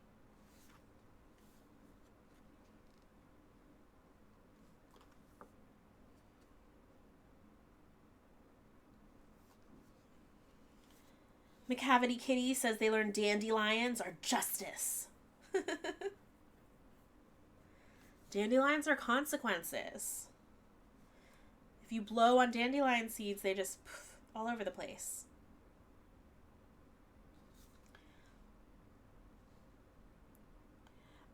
All right. So that was my energy vibrations for today. Oh, Glub Glub Bub says being here with y'all has given me a quality boost. Yeah, okay, I'll echo that. My vibrations were pretty low, but Tarot Tuesday has been so recharging. Just, I think it's a number of things. Getting to chat with folks, and basically just like hang out, talk about something that's really interesting to me, and also using it as prompts to hear the amazing insights that you all have. I'd give you a hug, except social distancing, and I don't hug. Yeah, I just feel like I wonder what it is about. Well, it's like we're using the tarot, and we can also talk about bigger concepts like life lessons and stuff. But without having to necessarily unpack a bunch of personal stuff because we're talking about it in terms of cards and symbols. I don't know. I just really enjoy it. Dusty says, ages ago in another lifetime, I used to be very engaged with tarot. Tarot Tuesdays have been really fun for me, and I've thoroughly enjoyed these evenings. It's nice to rekindle that interest and engage with other people on the topic. Yeah, I like Tarot Tuesdays, I think, as like a gathering place for everybody. Distance high fives around. Yeah, I high five you. Okay. How can I improve is the next question. Okay. My immediate thought was like, well, just be less low energy, Lysa. But I don't think that you can necessarily do that. I think probably what adds to the, I don't know if anxiety or stress are the right words, but like I almost feel guilty for feeling low energy because I'm like, well, there's so many things in my life that are amazing. Why do I feel bad? I should just feel grateful. So I think what I could actually do to improve is probably to be a little bit more forgiving of myself.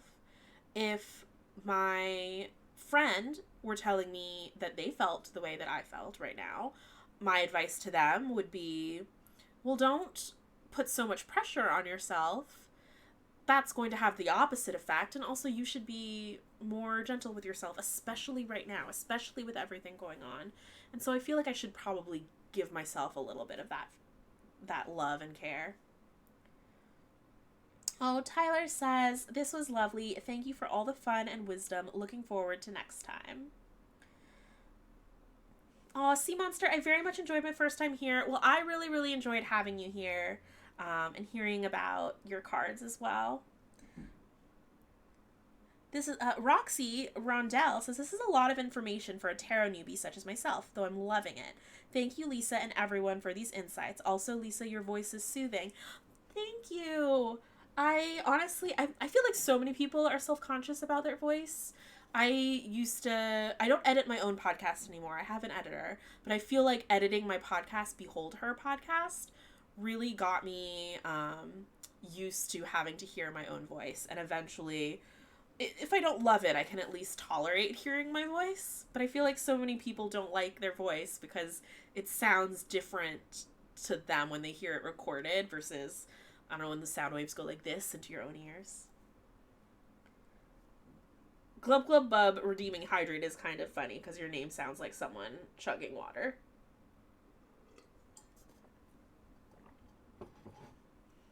Sea Monster says, I've only just started getting back into tarot, so this has been a great refresher. Chris can't stand their voice. Yeah, it's tough. Having low energy to me just means it's time to chill and have some tea. I'm interested in tarot and have one deck, but haven't truly spent a lot of time with them. I often have low energy, so I'm learning to manage my everyday with this level.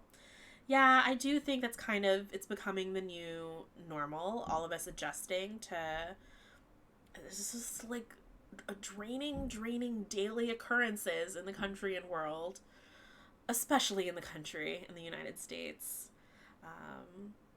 So I think being forgiving as we all kind of adjust to new normals is just the kindest thing we can do for ourselves and for others. I think I will make some tea for Friday, which reminds me, if I seems like I'm stalling and not saying goodbye, it's because okay, yeah, Friday has started streaming. Okay, so um, tomorrow, no Druidcraft. That is returning next week. We'll do a fun dried floral arrangement. Saturday on 9 a.m. Pacific time on WebDM's Twitch, I am going to be playing a charity D&D game set in the world of Numenera. I'm really excited. I'm bringing back Courage the Kobold Rogue, who you may have seen me play some other D&D games. I love Courage. And then back on this channel at 3 p.m. Pacific time, Dusty and I are going to be on this couch playing some one-on-one D&D because you guys all helped me smash our Twitch subs goal for September. So that's going to be our little treat.